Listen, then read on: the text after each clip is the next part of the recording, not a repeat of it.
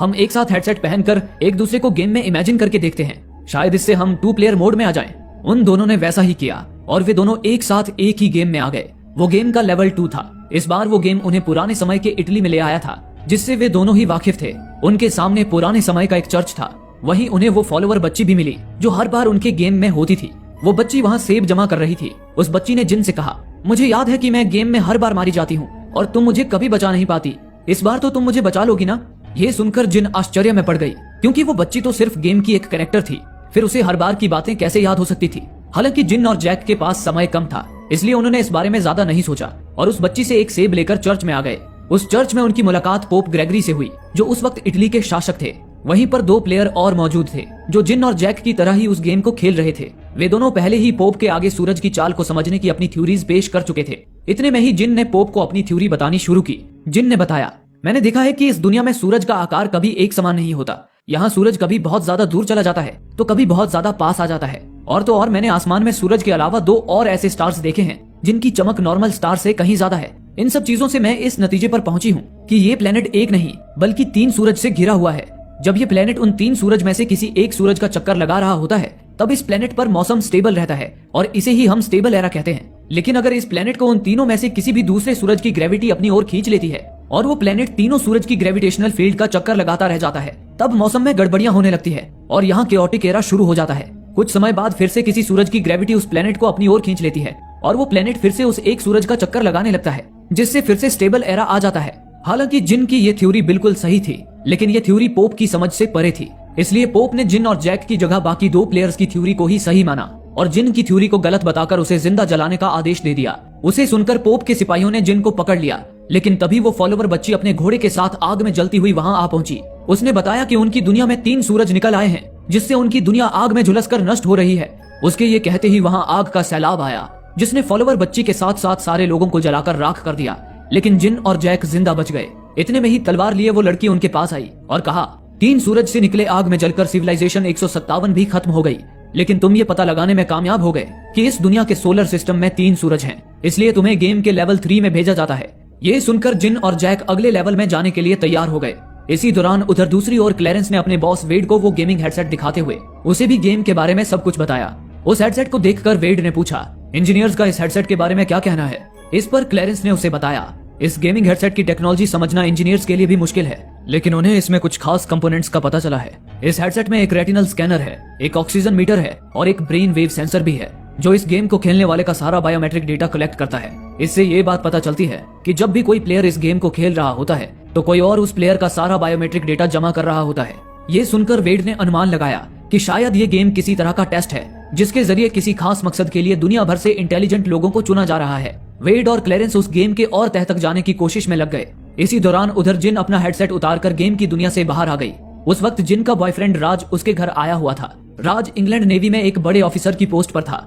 राज जिन को अपनी फैमिली से मिलाने अपने घर ले गया। उधर दूसरी ओर ऑगी अपने लैब में परेशान बैठी थी। उसकी कंपनी के बोर्ड मेंबर्स चाहते थे कि ऑगी नैनो फाइबर प्रोजेक्ट दोबारा शुरू करे, लेकिन ऑगी काउंटडाउन के डर से इसके लिए राजी नहीं थी। पर ऑगी की परेशानी ये थी कि वो वर्किंग वीजा लेकर मेक्सिको से लंदन काम करने आई थी। इस बात का फायदा उठाकर उसकी कंपनी के बोर्ड मेंबर्स ने उसे धमकी दी थी कि अगर ऑगी नैनो फाइबर्स पर काम नहीं करेगी तो वे उसका वीजा कैंसिल करवा देंगे, जिससे वो लंदन में नहीं रह पाएगी। इस परेशानी से निकलने के लिए ऑगी ने हिम्मत करके लैब को दोबारा शुरू किया, लेकिन बदकिस्मती से लैब के शुरू होते ही ऑगी का काउंटडाउन फिर से शुरू हो गया। ये देख डर के मारे ऑगी के पसीने छूट गए। वक्त रहते उसने फौरन लैब फिर से बंद कर दिया, जिससे उसका काउंटडाउन रुक गया। अब ऑगी समझ चुकी थी कि आए दिन जो साइंटिस्ट की आत्महत्या के मामले सामने आ रहे थे, उनकी वजह ये काउंटडाउन ही था। ये काउंटडाउन उनका करियर बर्बाद करके उन्हें आत्महत्या करने पर मजबूर कर देता था। ये जानने के बाद ऑगी अंदर तक टूट चुकी थी। ऐसे हालात में उसने सॉल को कॉल किया, जिससे वो मन ही मन प्यार करती थी, लेकिन सॉल हमेशा नशे और रंगरलियों में ही खोया रहता था। सॉल ने जब ऑगी का कॉल रिसीव किया तो उस वक्त भी वो किसी लड़की के साथ था। ऑगी ने फोन पर उस लड़की की आवाज सुन ली, जिसे सुनकर ऑगी का दिल टूट गया और उसने कॉल कट कर दिया। दूसरी ओर जिन जैक के घर आई। जिन गेम का तीसरा लेवल खेलने के लिए काफी ज्यादा उत्साहित थी। जिन और जैक उसी वक्त गेमिंग हेडसेट पहनकर गेम की दुनिया में आ गए। इस बार वो दुनिया पहले से अलग थी। वे लोग पुराने समय के मंगोलिया साम्राज्य में आ गए थे, जहाँ उस समय कुबलाई खान का शासन था। वहाँ उसकी सेना के 3 करोड़ सिपाही अपने हाथों में ब्लैक एंड व्हाइट बोर्ड लिए खड़े थे। जिन और जैक सम्राट कुबलाई खान के महल की ओर जाने लगे। इसी दौरान उन्हें सेना के बीच खड़ी वो फॉलोवर बच्ची भी दिखाई दी। जिन ने उस बच्ची से वादा किया कि इस बार वो उसे जरूर बचा लेगी। इसके बाद वे लोग कुबलाई खान के महल में जा पहुंचे। इस बार भी वहाँ 2 प्लेयर्स पहले से ही मौजूद थे जो कुबलाई खान के आगे पहले ही अपनी थ्योरी पेश कर चुके थे। जिन ने भी कुबलाई खान के आगे अपनी थ्योरी पेश की। उसने कहा, जब किसी सोलर सिस्टम में एक ही सूरज होता है और कोई प्लेनेट उस सूरज के चक्कर लगा रहा होता है तो वो प्लेनेट एक पैटर्न में घूमता है, जिससे वो प्लेनेट किस समय किस जगह पर होगा इसका अंदाजा लगाया जा सकता है। और इसी वजह से उस प्लेनेट पर कब कौन सा मौसम रहेगा इसका भी अंदाजा लगाया जा सकता है। जैसे कि हमारे एक सूरज वाले सोलर सिस्टम में पृथ्वी एक पैटर्न में सूरज का चक्कर लगाती है, इसलिए हम पृथ्वी के मौसम का पहले से ही अंदाजा लगा सकते हैं। लेकिन अगर कोई प्लेनेट 3 सूरज वाले सोलर सिस्टम में हो तो वो प्लेनेट बिना किसी पैटर्न के उन तीनों सूरज की ग्रेविटेशनल फील्ड के चक्कर लगाता रहेगा, जिससे यह अनुमान लगाना नामुमकिन हो जाएगा कि वो प्लेनेट किस समय किस जगह पर होगा। इस प्रॉब्लम को 3 बॉडी प्रॉब्लम कहा जाता है, जहाँ 3 बॉडी का मतलब 3 सूरज से है। और ये ऐसी प्रॉब्लम है जिसका असल दुनिया में भी कोई सोल्यूशन नहीं है। इसी वजह से इस 3 सूरज वाले प्लेनेट पर भी ये अनुमान लगाना नामुमकिन है कि यहाँ केओटिक एरा कब तक रहेगा और कब स्टेबल एरा आएगा। लेकिन बाकी 2 प्लेयर्स ने इस बात को नकार दिया। उनके मुताबिक उन्होंने केओटिक एरा और स्टेबल एरा के आने के समय को कैलकुलेट करने का एक तरीका ढूंढ लिया था, लेकिन इस कैलकुलेशन को करने के लिए उन्हें एक कंप्यूटर की जरूरत थी जो बदकिस्मती से इस दुनिया में मौजूद नहीं था। लेकिन उन्होंने इसका भी एक नायाब सोल्यूशन ढूंढ लिया था। कंप्यूटर में कैलकुलेशंस करने के लिए बाइनरी नंबर्स यानी कि 0 और 1 का इस्तेमाल किया जाता है।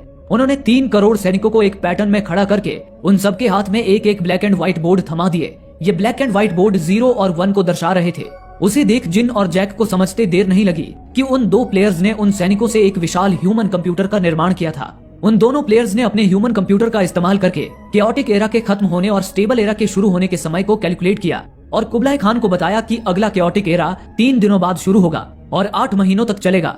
उसके बाद स्टेबल एरा आएगा जो 10,000 सालों तक रहेगा। अपने कैलकुलेशन को साबित करने के लिए एक प्लेयर ने समय को 8 महीने और 3 दिन आगे बढ़ा दिया। वो समय बीतते ही मौसम बिल्कुल साफ हो गया। ये देख उन दोनों प्लेयर्स ने कुबलाई खान से कहा कि उनका ह्यूमन कंप्यूटर कारगर साबित हो चुका है, जिससे उनकी प्रॉब्लम सॉल्व हो चुकी है।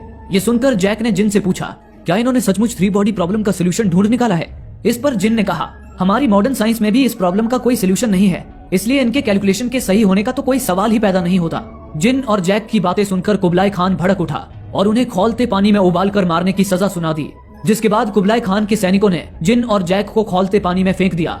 जैक और जिन गर्म पानी में उबलने लगे। तभी जिन ने पानी के अंदर जाकर सतह पर हाथ रखा और समय को थोड़ा आगे बढ़ा दिया। समय के आगे बढ़ते ही उन्होंने देखा कि उस दुनिया के तीनों सूरज एक लाइन में आ गए। उन तीनों सूरज की कंबाइंड ग्रेविटी उस प्लेनेट की हर एक चीज को अपनी ओर खींचने लगी। कुबलाई खान और उसके सारे सैनिक आसमान की तरफ खींचने लगे। इसी दौरान जिन ने उस फॉलोवर बच्ची को बचाने की कोशिश की, पर हर बार की तरह वो नाकाम रही। इससे पहले कि जिन भी सूरज की ग्रेविटी में खींच जाती, जैक उसे पकड़कर महल के अंदर ले आया। उसी पल जिन के दिमाग में एक बात आई। उसने जैक से कहा, इस गेम में हमारा मिशन 3 बॉडी प्रॉब्लम का सोल्यूशन ढूंढना नहीं है, क्योंकि इसका कोई सोल्यूशन है ही नहीं। हमारा मिशन तो बस किसी तरह इस दुनिया के लोगों को बचाना है। जिन को ये बात समझ आते ही सूरज की ग्रेविटी का असर खत्म हो गया। इतने में ही तलवार लिए वो लड़की एक बार फिर उनके पास आई। उसने कहा, सिविलाइजेशन 184 3 सूरज की ग्रेविटी में खिंचकर खत्म हो गई। तुम लोग उन्हें तो नहीं बचा पाए, लेकिन तुमने ये पता लगा लिया कि तुम्हारा असली मकसद किसी भी तरह इस दुनिया के लोगों को बचाना है, इसलिए तुम्हें लेवल 4 में भेजा जाता है। इसी दौरान दूसरी ओर जिन और जैक को गेम में मॉनिटर कर रहा वो आदमी वहाँ से उठकर अपने बॉस के पास आ गया। उस आदमी का नाम फिलिक्स था और उसका बॉस कोई और नहीं, इवांस ही था। वही बूढ़ा इवांस जो वेरा के फ्यूनरल में आया था। फिलिक्स ने इवांस को बताया, जिन और जैक हमारे गेम में काफी अच्छा परफॉर्म कर रहे हैं। उन्होंने अपनी सूझबूझ से गेम का लेवल 3 भी पार कर लिया है। इस पर इवांस ने कहा, फिर तो तुम जल्द से जल्द उन्हें लेवल 4 के लिए इनवाइट करो। ये सुनकर फिलिक्स वहाँ से चला गया। उसके जाते ही इवांस ने एक फेरी टेल की किताब खोली और सामने रखे माइक्रोफोन स्पीकर पर किसी से बातें करता हुआ उसे कहानियां सुनाने लगा। उस स्पीकर से किसी लड़की की आवाज आ रही थी और इवांस उसे सम्मान पूर्वक मेरे ईश्वर कहकर पुकार रहा था। इवांस कहानियों के जरिए अपने ईश्वर को इंसानों के स्वभाव के बारे में बता रहा था। ईश्वर भी बड़ी ही जिज्ञासा से इंसानों के स्वभाव को समझने की कोशिश कर रही थी। दूसरी ओर सुबह सुबह किसी ने जिन के घर का दरवाजा खटखटाया। जिन उठकर जब बाहर गई तो देखा कि दरवाजे पर कोई उसके लिए एक बॉक्स छोड़ गया था। जिन ने जब उस बॉक्स को खोला तो उसमें एक इनविटेशन था जिसमें लिखा था, तुम्हें लेवल 4 के लिए इनवाइट किया जाता है। आज रात ठीक 10 बजे सनसेट लाउंज में पहुंच जाना। जिन की तरह ही जैक को भी वो इनविटेशन मिल चुका था। रात होते ही वे दोनों इनविटेशन में दिए गए जगह पर पहुंच गए। वो जगह एक पुरानी बिल्डिंग थी। वहीं बिल्डिंग के बाहर से डिटेक्टिव क्लैरेंस किसी साए की तरह उन पर नजर रखे हुए था। जिन और जैक जब बिल्डिंग के अंदर पहुंचे तो अंदर वही लड़की उनका इंतजार कर रही थी जिसने ऑगी को सितारों के जलने बुझने के बारे में बताया था। उस लड़की ने जिन और जैक को मुबारकबाद देते हुए कहा कि पूरे इंग्लैंड में सिर्फ वे दोनों ही इस गेम में इतने आगे तक आ पाए हैं। ये सुनकर जैक ने उस लड़की से पूछा, आखिर तुम कौन हो और तुम लोगों ने इतना एडवांस गेम बनाया कैसे? इस पर उस लड़की ने कहा, तुम्हारे जो भी सवाल हैं उनके जवाब तुम्हें लेवल 4 में जाकर मिल जाएंगे। अब तुम दोनों गेम खेलना शुरू कर सकते हो। ये सुनकर जिन और जैक ने अपने अपने हेडसेट पहन लिए और गेम के लेवल 4 में आ गए। इस बार वे एक बीहड़ रेगिस्तान में थे, जहां उनके सामने तलवार लिए वो लड़की और वो फॉलोवर बच्ची खड़ी थी। तभी उस बच्ची ने जमीन पर हाथ रखा, जिससे जैक और जिन को अपने आसपास कई सारी सिविलाइजेशंस बनती और मिटती हुई दिखने लगी। वो दृश्य दिखाते हुए उस लड़की ने जैक और जिन को एक भयानक हकीकत से अवगत कराया। उस लड़की ने उन्हें बताया, अब तक तुम दोनों गेम में जिस दुनिया को देख रहे थे वो दरअसल हमारी ही दुनिया की नकल थी। हमारा प्लेनेट सचमुच 3 सूरज से घिरा हुआ है और 3 सूरज के कारण हमारी सिविलाइजेशंस न जाने कितने समय से जन्म लेती और मिटती आ रही है और इस प्रॉब्लम का कोई सोल्यूशन नहीं है। हालांकि हम इस मुश्किल परिस्थिति में भी अपनी प्रजाति को किसी तरह बचाते आ रहे थे, लेकिन हमें पता था कि 3 सूरज की ग्रेविटी के कारण कभी भी हमारे प्लेनेट के 2 टुकड़े हो सकते हैं। हमारा प्लेनेट कभी भी सूरज के अंदर समा सकता है या सूरज उसे अंतरिक्ष में धकेल सकता है। ऐसी स्थिति में अपनी प्रजाति को बचाने का हमारे पास बस यही रास्ता बचा था कि हम अपने प्लेनेट को छोड़कर कहीं और बस्ती बसाने चले जाएं। तभी एक दिन हमें तुम्हारी पृथ्वी से एक इनविटेशन मिला कि हम पृथ्वी पर बस्ती बसाने आ सकते हैं। वो इनविटेशन मिलने के बाद हमने 1000 विशाल स्पेसशिप्स का निर्माण किया और पृथ्वी की तरफ रवाना हो गए। हम लोग अब भी पृथ्वी की ओर बढ़ रहे हैं और हमें उम्मीद है कि जब हम पृथ्वी पर पहुंचेंगे तो तुम लोग हमें जरूर अपना लोगे। इसी के साथ जिन और जैक गेम से बाहर आ गए। वो दोनों घबराए हुए थे। जिन ने उस लड़की से पूछा, गेम के अंदर उस लड़की ने जो कुछ भी बताया क्या वो सब सच है? इस पर उस लड़की ने बताया, ये सब सच है। उन एलियन सिविलाइजेशन को हम सांटी कहते हैं। वे लोग हमारे लिए ईश्वर हैं जो हमारी दुनिया को खूबसूरत बनाने यहाँ आ रहे हैं। उन्हें जिसने पृथ्वी पर आने का इनविटेशन भेजा था वो चाइना की एक साइंटिस्ट थी। दरअसल वो लड़की चाइना की जिस साइंटिस्ट की बात कर रही थी वो और कोई नहीं, ये वेंजी ही थी। उस लड़की ने आगे बताया, सांटी अभी पृथ्वी से 4 लाइट ईयर्स दूर हैं, जिस कारण उन्हें पृथ्वी पर पहुंचने में अभी 400 साल लगेंगे। वे हमें सालों से गाइड करते आ रहे हैं और उनकी मदद से ही हमने ये गेमिंग हेडसेट्स बनाए हैं ताकि वे लोग इसके जरिए हमें अपनी कहानी बता सके। ये सुनकर जिन ने उस लड़की से पूछा, क्या वे एलियंस हमारी तरह दिखते हैं? इस पर उस लड़की ने कहा, उन्होंने इस गेम के कैरेक्टर्स को इंसानों के मुताबिक बनाया है ताकि हमें उनसे इंटरेक्ट करने में आसानी हो, लेकिन वो असल में कैसे दिखते हैं ये कोई नहीं जानता। लेकिन उस लड़की की ये सारी बातें सुनकर जैक उस पर भड़क उठा। उसने कहा, मैं समझ चुका हूँ, ये एक स्कैम है। तुम लोग एलियन का नाम लेकर और कुछ कंप्यूटर ग्राफिक्स दिखाकर हमें बेवकूफ बना रहे हो ताकि तुम किसी तरह से हमारे पैसे हड़प सको। ये कहकर जैक ने अपना हेडसेट उस लड़की को वापस कर दिया और वहाँ से चला गया। लेकिन जिन जानती थी कि उस लड़की की बातों में कुछ तो सच्चाई है, क्योंकि उस गेमिंग हेडसेट की एडवांस टेक्नोलॉजी उनके समय से कहीं आगे थी और ऐसी टेक्नोलॉजी तो केवल एलियंस ही बना सकते थे। और साथ ही सितारों का जलना बुझना और उनके विज्ञान में गड़बड़ी आना, ये सब भी एलियंस ही कर सकते थे।